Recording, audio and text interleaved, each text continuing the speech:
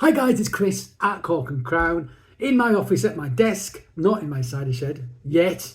I'll be back, and I've got some more cider to try, and it's another one from Spain, from Asturias in northwest Spain, I should say.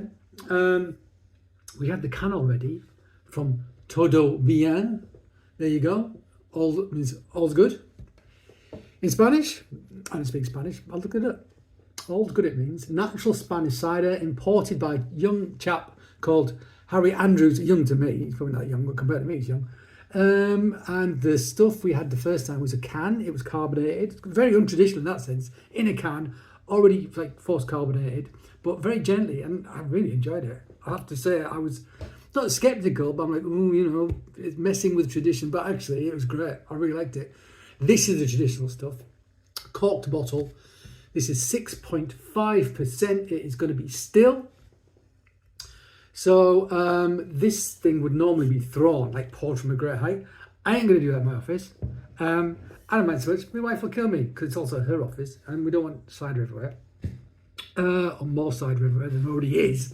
But what I've got is one of these. This is a proper... Somebody brought me this back from northern Spain. It's a proper Spanish cocker. Cocker? It's a Spanish cocker. No, it's not. It's a stopper rather than a cork. It's a stopper. You put it in, but then you pull it out a bit, and you can pour it. Sort of throw it into your glass. Sort of aim with it. So I'll see. I won't go too high, but you need to throw it. We'll talk a bit about that when we do it. We'll have to open this. I've been putting this off not because I didn't want to do it, because of my shoulder surgery. My sling's over there, but I was like, I don't want to be getting a cork out. It's going to be too much. But now I think I'm up to it. So let's get the corkscrew out and put it into the cork and remove the cork. Asturias. So Basque and Asturias been making cider there for millennia, thousands of years. And many people think that in fact it was the first sort of proper cider region, and it spread from there into France and then into Great Britain, England. Is this going to be still? So it's going to go everywhere. Oh, nice looking cork. Let's have a look. Hang on. Pop. Nice looking cork. I love that. That's a beautiful thing. That's a nice object. I'm going to keep that. Oh, hang on. You know what? Maybe that's the producer. I wasn't sure who the producer was, but I have a feeling the name of the producer's on the cork. So I'm going to look it up. I might have caught you out there, Harry, with that one. What does it say on the bottle? Anything of relevance or interest? Made solely from ripe apples, pure and simple. Ingredients: natural juice of 20 different varieties of apple. Sulfites, doesn't bother me. That's fine. That's it. Of any interest. So let's put this. Whoa, slippery little devil. Let's put this in. Let's just go in. I've not used it before, so you're watching an old film. Oh, there you go. So you can put it there. That's fine, actually. That'll do, because I want to pour it.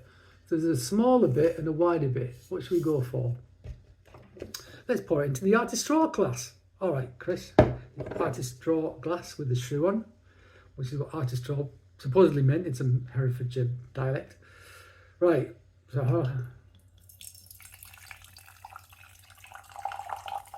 So I've probably poured too much, but that's, don't know if you can hear the fizz on that. Pretty good. I'm quite pleased with that. Colour, it has some. It's a nice straw gold, hazy straw gold. Nice looking thing. So unfiltered, unpasteurised, no water, no concentrate, nothing. I'd smell it.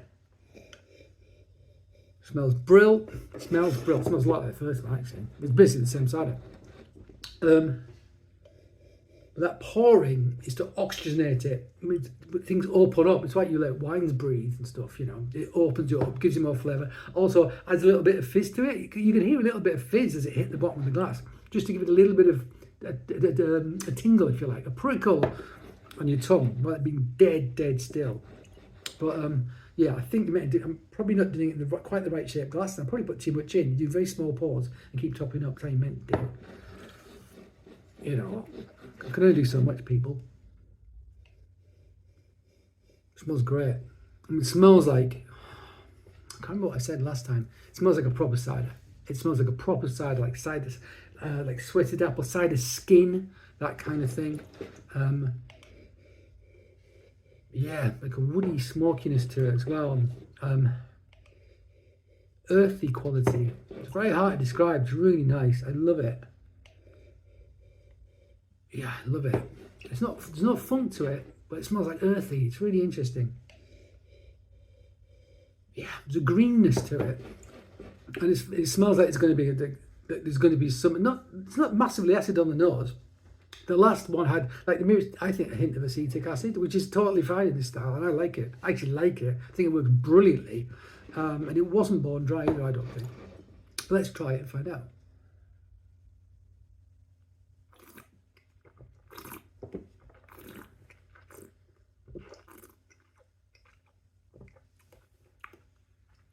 The tiniest tingle, that acidity's there. It really is. Soft tannin on the front, like a skin-like character. Yeah, there's acidity, make my mouth water. Hint of minerality, it's almost like a citrusy kind of. It's a slight hint of acetic, but it's like a bold citrus, grapefruity kind of thing as well. It's like pithiness to it.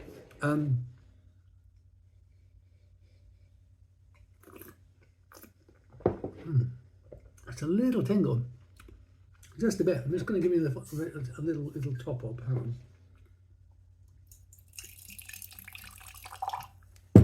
Yeah, can you hear that? Can you hear that?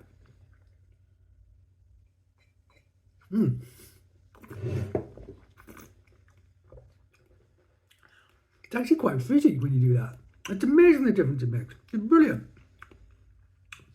I think this is. Feels to me like this is drier. I'm trying to remember. I mean, it doesn't feel. It's got really good fruit character, so it makes me think it's not bone dry. Can't tell if it's. I didn't think the first one was either. It felt like it was just a hint of sugar, just a mere hint of sweetness, which with the acidity was brilliant. They offset each other perfectly. This is delicious. If you like really dry, natural wines, you're gonna like this. You're gonna like it. It's great. It tastes brilliant. I love this cider. I love Spanish ciders. I love them. They're fantastic. I'm so glad someone has, started importing them. Stuff of quality. Someone who's passionate about it, because it's absolutely fab stuff. I think Harry's doing an excellent job with this. An excellent job. Yeah, it's really good. It's really good. You know what? I think the cans. See, I'd automatically go for that. But you know what? I'd crack one of those cans open as well. I really enjoyed it. I absolutely did. Screw, tradition. It works. It works really well. And he's not trying to throw tradition out the window, because it's also important traditional stuff as well, to give you choice. You can try both. And it's a good way of getting people to start drinking the cider by giving them that slightly sparkling stuff in the can, because the format is more accessible. And it's small as well. You're not going to buy a massive bottle like this if you're unsure of something. It's good to get a smaller format, more accessible format, cheaper format, to get people to just let people dip their toe in the water, see if they like it or not. If they do, then boom, get one of these. And Harry needs to get some of these, because that's a beauty. That is, it's worked very well. There you go, guys. Spanish cider, yes, please. We like it. We like it. So thank you for joining me in my office at my desk. I hope you join me again. But until that time, cheers.